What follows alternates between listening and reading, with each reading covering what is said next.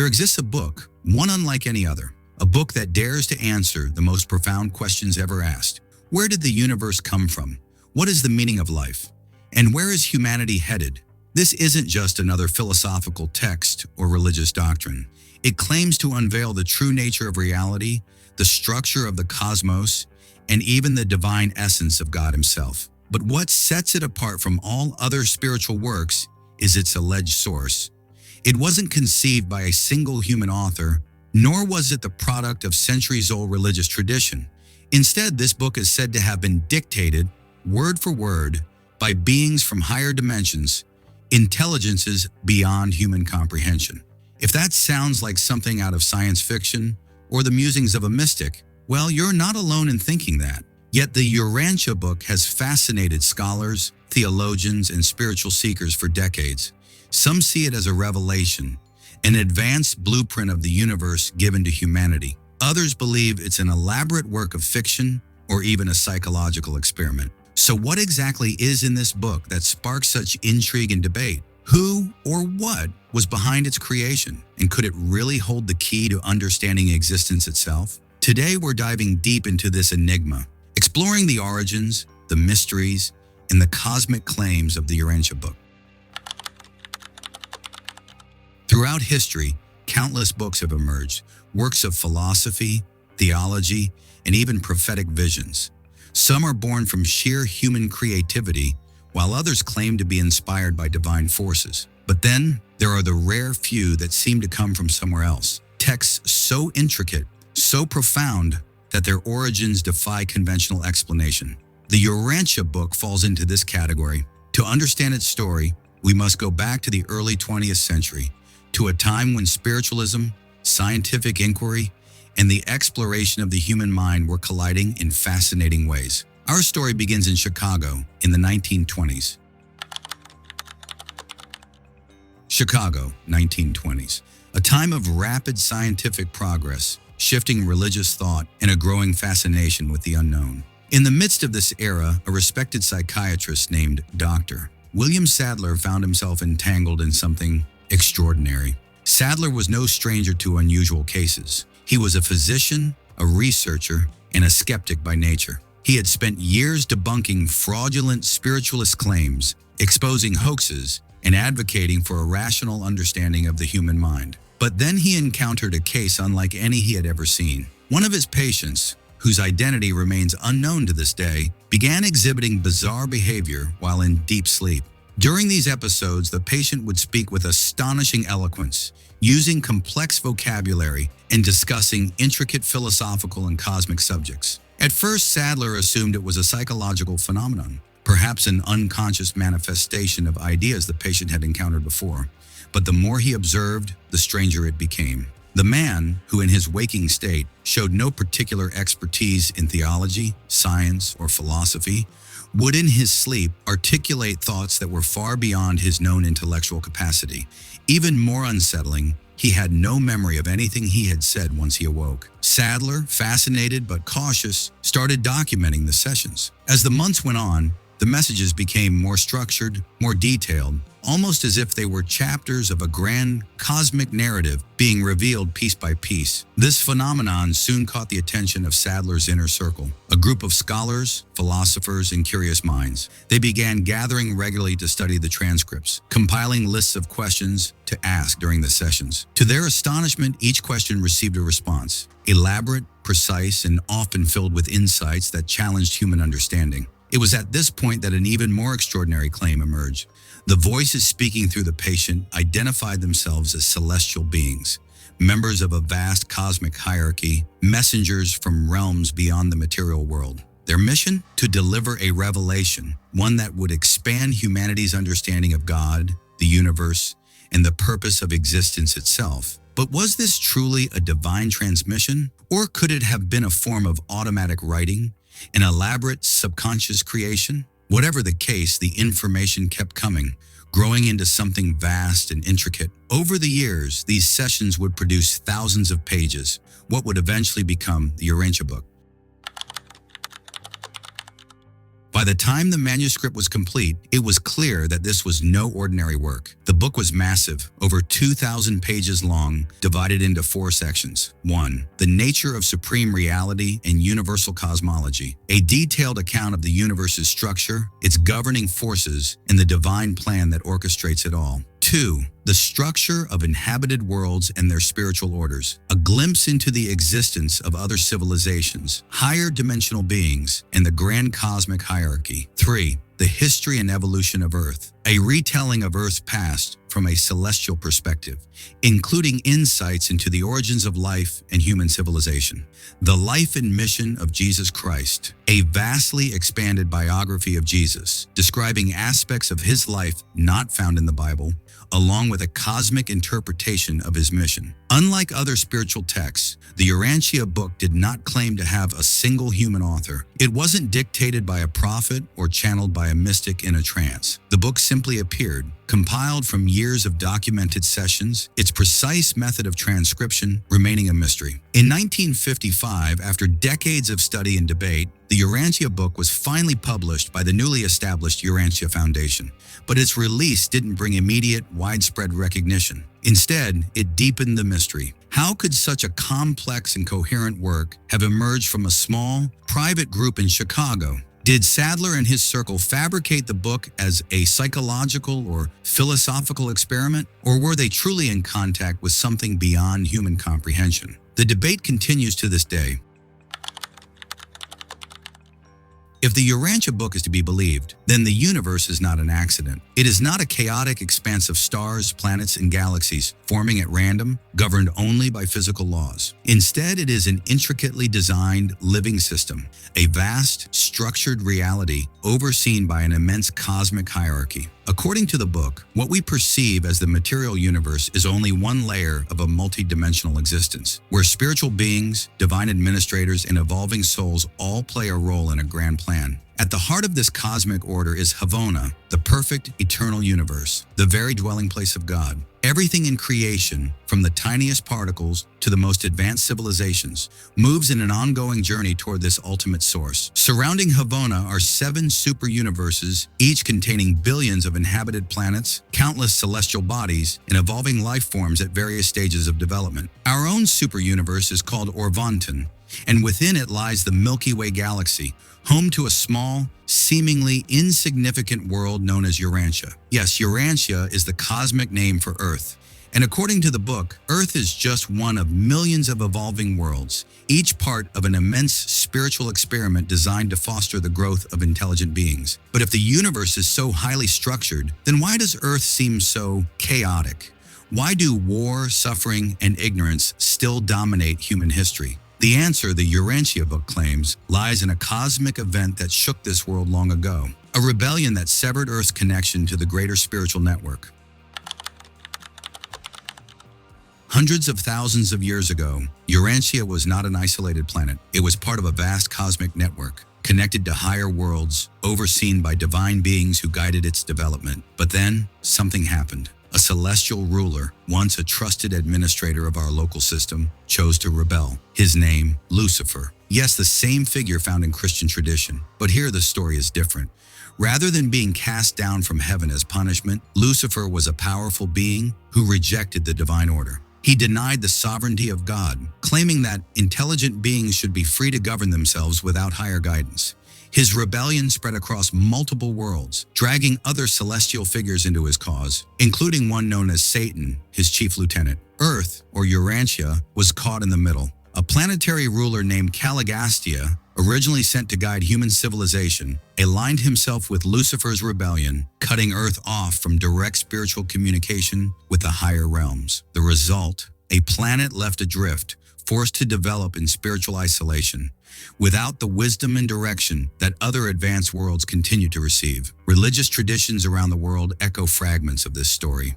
The concept of a fall, of an original paradise lost, appears in many belief systems, from the story of Adam and Eve in the Bible to the myths of fallen gods and trickster figures in various cultures. But the Urantia Book suggests that these are distorted memories of a real cosmic event, one that explains why humanity has struggled for so long to understand its true place in the universe. This rebellion, however, was not permanent. The The book claims that Earth is gradually reintegrating into the cosmic order. Over time, as humanity progresses, both spiritually and intellectually, this long period of isolation will come to an end. But what does it mean to progress? According to the Urantia Book, it means evolving beyond materialism, beyond selfishness, beyond the conflicts that have defined human history. And at the center of this spiritual transformation is one figure, a figure whose presence on earth was not accidental, a figure who came to restore what had been lost.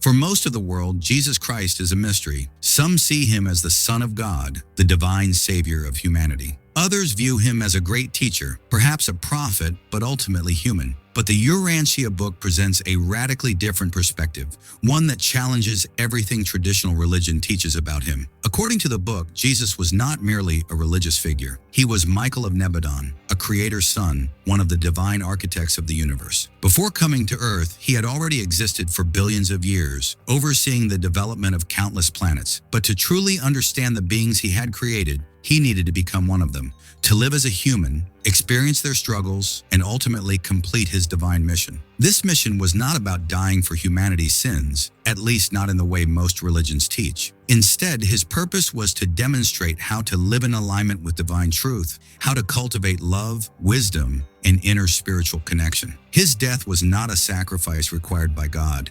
It was a tragic consequence of a world still lost in ignorance and fear. Had humanity been more advanced at the time, the Urantia Book suggests, Jesus would not have been crucified. He would have been understood and accepted as the divine teacher he was. But because the world was not ready, his message was twisted, turned into a religion of worship rather than a way of life. And yet his impact was unshakable. According to the book, Jesus' resurrection was not just a symbolic event, it was a real cosmic phenomenon. After his time on earth, he returned to his divine role, but not before leaving behind a message that one day would help humanity remember who they truly are. And this brings us to the final question. If the Urantia Book is correct, then our understanding of the universe is still in its infancy. Science has made incredible progress in explaining the physical world, but it has barely scratched the surface of the spiritual dimensions that coexist with it. Religion, meanwhile, has preserved fragments of truth, but has also been distorted by human interpretations, dogmas, and institutional control. The book suggests that humanity is standing at the edge of a transformation. As individuals awaken to their true nature, as spiritual beings on a journey of cosmic evolution, the world itself will begin to change. This is not about joining a religion. It's not about following a doctrine. It's about awakening to a greater reality, one where love, wisdom, and understanding replace the limitations of fear, division, and materialism. If the Urantia Book is just a fascinating philosophical work, then at the very least, it offers a powerful vision of what humanity could become. But if it is genuinely a divine revelation, then it changes everything. The universe, it isn't just a vast, empty space where things randomly happen. It isn't some cold, indifferent machine running on pure chance, at least not according to the Urantia Book. It describes something very different, a structured living system designed with purpose, a universe not of chaos but of order. Imagine this, beyond what we can see with telescopes, beyond galaxies and nebulae, lies a cosmic hierarchy, a network of spiritual administrators, divine overseers, and evolving souls, all moving toward a singular destination. At the center of everything is Havona, a perfect, eternal universe. This isn't just some celestial capital. It is the dwelling place of God, the very source of all life, intelligence, and purpose. Surrounding Havona are 7 super universes, each filled with billions of planets, each a part of a vast, evolving system. One of these super universes, Orvanton, is home to our own Milky Way galaxy. And within that galaxy, tucked away in an ordinary solar system, on an unassuming blue planet, is Urantia. Yes, Urantia is the cosmic name for Earth. And here's the staggering idea. Earth is just one of millions of inhabited worlds. According to the Urantia Book, intelligent life isn't a fluke. It's part of a grand experiment, a divine plan unfolding across the cosmos. But if that's true, if the universe is guided by such order, why does Earth seem so lost? Why do we struggle with war, ignorance, and division? The answer, the book claims, lies in a cosmic betrayal, one that cut Earth off from the spiritual guidance it was meant to have. Long ago, Earth was not alone. It was connected, spiritually, cosmically, to a much greater network of divine administration, a planetary system designed to help civilizations evolve, guiding them toward truth, wisdom, and higher consciousness. But then, everything changed. A celestial leader named Lucifer, once a trusted administrator of an entire system of worlds, chose to rebel. This isn't the same Lucifer from Christian theology. In the Urantia Book, he was a powerful being, a high-ranking figure in the cosmic order, who rejected divine authority. He claimed that intelligent beings should rule themselves, free from any higher guidance, and his ideas spread. Alongside him was Satan, his closest ally, and on Earth, a planetary ruler named Caligastia, who instead of guiding humanity, betrayed his purpose and joined the rebellion. The consequences were devastating. Earth was cut off, separated from the divine communication that most inhabited planets still receive. Imagine trying to navigate an ocean in total darkness, with no map, no compass, and no stars to guide you.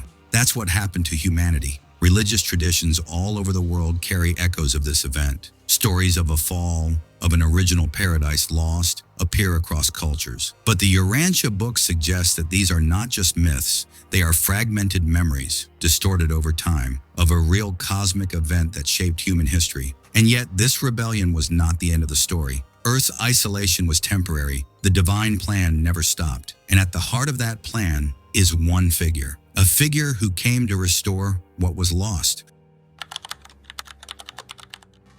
For most of the world, Jesus Christ is a mystery. To some, he's the Son of God. To others, just a prophet, a teacher, a man with wisdom, but still just a man. But the Urantia Book, it offers something radically different. It claims that Jesus was not just a religious figure. He was Michael of Nebadon, a creator's son, one of the divine architects of the universe. Before stepping onto Earth, he had already existed for billions of years. He had shaped galaxies, guided civilizations, and watched over entire worlds. But he had never lived as one of his own creations. And so to fully understand what it means to be human, he chose to be born, not as a king, not as a ruler, but as a child in an ordinary family, in an ordinary town. His mission? Not to die for humanity's sins, at least not in the way traditional religion teaches, but to show humanity the way forward. To teach that God is not distant, not vengeful, not a being to be feared, but a loving presence that exists within and around us. His message was simple. You are more than you think you are.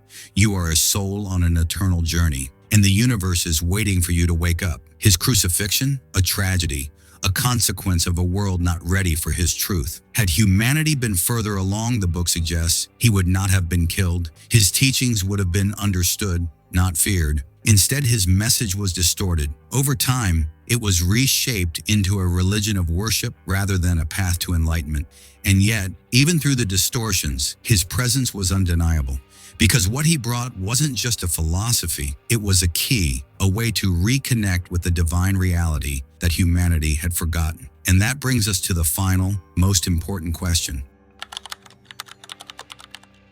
If the Urantia Book is right, then the way we see the universe is only the beginning. Science has given us the tools to understand the physical world, but we've barely scratched the surface of who we truly are, spiritual beings on an eternal journey. Religion, for all its beauty, has also been clouded by dogma, by human interpretations, by institutions that often lost sight of the very truths they were meant to preserve. But now, we are at a turning point. According to the Urantia Book, Earth is on the brink of awakening. As individuals open their eyes, beyond fear, beyond division, beyond materialism, a greater reality begins to emerge. This isn't about joining a religion. It's not about following rules written by men thousands of years ago. It's about remembering that we are part of something vast, that love, wisdom, and truth are the real forces of the universe, that we were never truly alone, only lost for a time, and that now we are beginning to find our way home. If the Urantia Book is just a story, then at the very least it offers a vision of what we could become. But if it is truly a revelation, then it changes everything. What if? What if you're more than you think you are? What if the universe is waiting for you to wake up? What if this is just the beginning? Because maybe, just maybe, it is.